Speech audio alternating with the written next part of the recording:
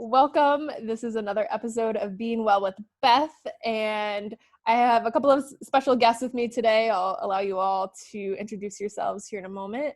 But today we are talking about the women's program at Harper College. So really excited to have the two of you with me today to talk about the program, give us a little bit of an overview, but also just learn from you all. So if you want to go ahead and take it away, Heather, and then Sara, if you want to follow up, just give us a little bit of information about who you are and your role at Harper. Sure. Thank you, Beth, and thanks for having us. We're very excited to be here and to share some information about the women's program. I am Heather Liebe. I recently just got married, so my name changed. So everything says Heather Cobb on it. I am part of the women's program and have been there for about a year, but I've been at Harper for about 3.5 years or so. I'm one of the academic advisors in the women's program, so I provide that one-on-one support. Thank you. Sara? And I will echo that we are glad to be here. So thank you for having us. I'm Sara Chears Martinez, and I'm also an academic advisor in the women's program. And I've been at Harper and in the women's program for 7 years. Great. And either one of you, in 2 minutes or less, could you maybe give me a brief overview of what the women's program at Harper College is for some folks who maybe have never heard of it before? Sure, yeah, I'd be happy to. The women's program actually just celebrated its 50th anniversary. So we've been around for 50 years. And what our program does is we provide scholarships and additional support to individuals that are looking to continue their education, but there's 4 main groups of people that we support. Okay. So the first would be individuals, so anyone pursuing a non-traditional career or single parents. Also, women that are taking ESL courses, or also women that are fleeing domestic violence situations. So within that, we do have to follow some state economic income guidelines. So they do have to meet low income, like a threshold. Okay. So thinking about that, a quick question, how do people know about your program? So for example, if they hit maybe some of those criteria, is there a way in which they learn about the women's program if they were to come to Harper, or maybe they haven't even come to Harper, and is there a way that they might go about that or do that? So there's a lot of different ways that people get to us, and some of them are through word of mouth. I think there's quite a few of our participants that meet other people in their lives and say, oh, you got to go to the women's program, or you have to hear and learn about this women's program. We also receive a lot of referrals from other staff members and other faculty. So sometimes there's faculty in their class that will identify a student that they think might benefit from the women's program. And then we also partner a lot with community organizations. So we do get some referrals from outside, and Wings, which is a local domestic violence program and shelter, is one of those organizations. But we also work with many other nonprofit organizations as well too, to build those relationships. And when someone's interested in learning more about the women's program, they can either give us a call or now email as well too, because everything's virtual. And they would be talking with our program assistant, who would give them some information about the women's program, talk to them about eligibility that Heather just mentioned, and also provide resources and referrals as needed as well too. Great. And you kind of answered the first part of my next question, but someone who becomes involved with the women's program, are there any sort of stipulations to being in that program besides just some of the criteria you had mentioned? But do they have to maintain a certain GPA, or do they have to do any sort of service like to remain in that program? Can you talk a little bit more about what that looks like? Yeah, they really have to just maintain that eligibility. So as long as they stay in those eligibility categories and they meet those income guidelines, then we're working with them from the time they start at Harper to the time they leave. And we actually, well, not actually, but we also work with them if they come back to Harper. So if they stop out for a minute because they need to tend to other issues or other concerns in their lives, and they come back, we will still continue working with them as well too. Really, the crux of it is just meeting those eligibility requirements. Thank you. Thinking about that, why are programs such as the women's program at Harper and probably other women's programs across the nation important in helping to create better environments at Harper and beyond? That is such a great question. And I think it resonates on a lot of different levels. I think the women's program allows opportunities and scholarships for people maybe that didn't have some educational opportunities in the past. So it makes it more accessible. So through scholarships and funding and some additional support and resources, people maybe that thought that they were not going to be successful in college or be able to pursue their dream or a goal are able to do so. So by providing some of that support, and I think it also helps to integrate and make the community more diverse. In addition to that, it really helps to break up sort of that cycle of poverty, for lack of a better term, by providing better opportunities. So if you're able to pursue your goal, secure different employment, it's going to be a different outcome for you and more opportunities for your family as well as they move forward. And how cool is that to see that your mom or dad went to college or your parent did, and they were working maybe full time, they had kids, they had different opportunities to balance, and they were still successful. We've had some students that have been going to college at the same time as their kids have been going. Wow. And there was one student, I think that Sara and I both worked with, and she was super excited. She just wanted to graduate at the same time her son did from college. Oh, very How cool. cool is that? So it sounds like, you have people from all across the lifespan, right? So you have your quote unquote traditional age students, but also you have students who might have had children and had to stop out for various reasons, and now they're coming back to college. And I think that's really important for people to understand, that you don't have to be 18 or 19 to go to college, right? There are many students out there who are just taking different paths for whatever reason, but there are resources like you all to help assist them in any way possible to kind of achieve that dream for them.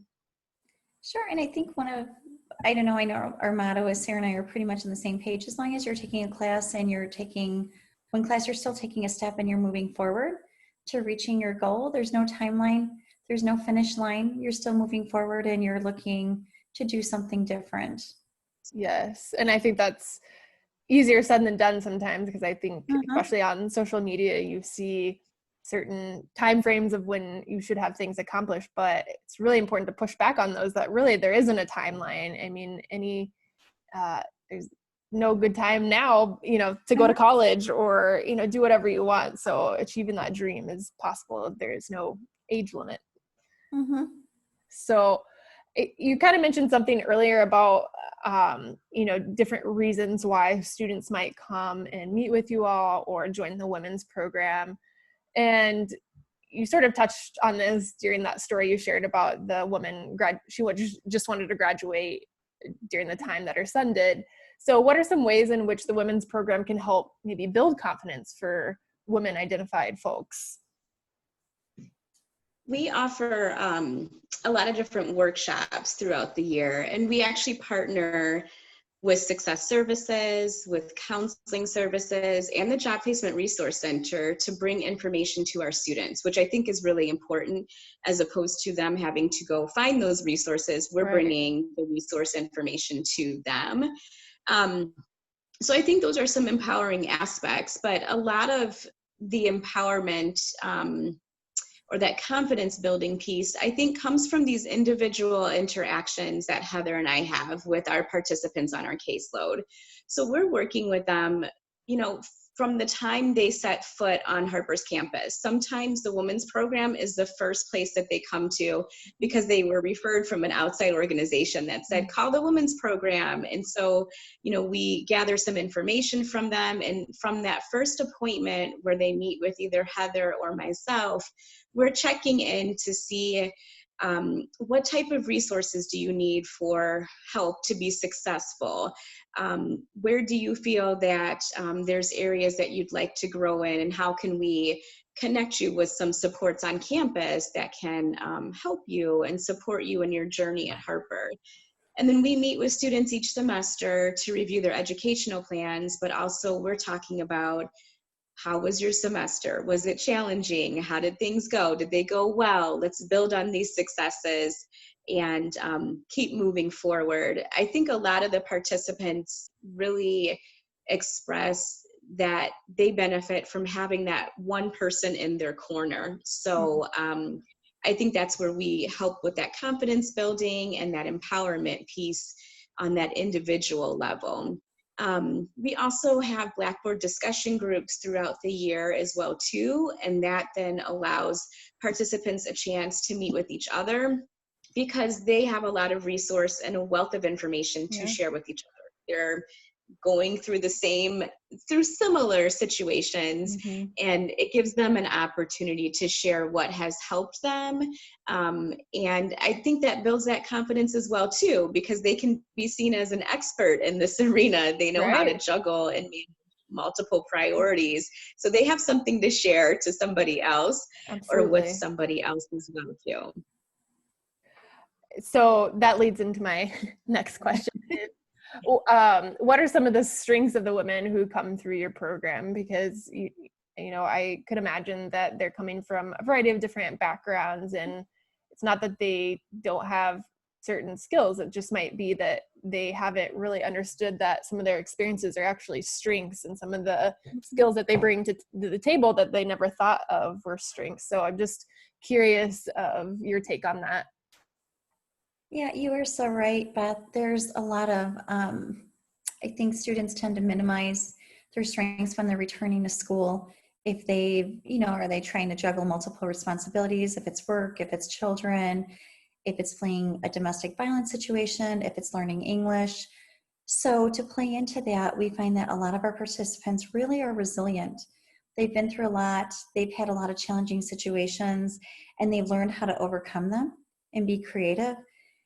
A lot of our students are also single parents, so they're juggling multiple responsibilities.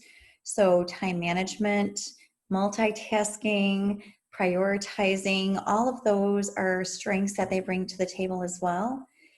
A lot of our students too is once they have access to resources or once they're able to find resources, they utilize those. So they're not afraid to reach out, get support, and get some help that they might need to be successful. So those are all huge strengths that our participants have. Great, thank you. Anything else you'd like to add, Sara? I think it's just that resilience piece that Heather's been talking about. They sometimes have to take that pause or take that break, but they always keep going and they always move forward. So I think that's really one of the biggest strengths. And the other piece, it's a motivational factor, but they have a strong motivation to be successful because they're supporting their families. And there's sometimes, like Heather mentioned, often single parents where they are the sole support for their families. So that's one thing that can really help move them forward. So they're very motivated to complete and be successful so that they can in turn have a better salary or a better income to support their families. And thinking about that, are there certain barriers that sometimes cause folks within your program to maybe have to take a pause on their academics, or maybe have to take a pause throughout their lives? And I know you kind of mentioned some throughout, but I'm just curious if there are any barriers that you might see, but also how you might work with them to help overcome that or help them manage some of those situations. Sure. Yeah. Unfortunately, there are quite a few barriers depending on the situation, and it's so unique based on the individual. Some common ones are financial assistance. Maybe they're not eligible for financial aid. Maybe they've exhausted it. Maybe based on citizenship, they don't have access to it. So that's where the scholarships and the funding is such a crucial piece to the women's program. So it helps to provide access. Childcare is also a big issue, trying to manage that, especially for a single parent. That can be really challenging, even resources. So some of your basic needs, housing, food, just a combination, medical care. We're fortunate enough that we do work with a lot of different community resources that Sara had mentioned before, and we've developed some relationships. So we refer out and they refer back. So we're able to do that and hopefully connect our students with some resources that can maybe meet that immediate need and then provide for them in the future going forward so they don't encounter the same situations. So we do align closely with counseling services. We do refer out a lot. We really do try to develop those relationships with the students so that we're able to step in and provide those support and resources when they need it, and sort of be their cheerleaders to keep them going when things get tough.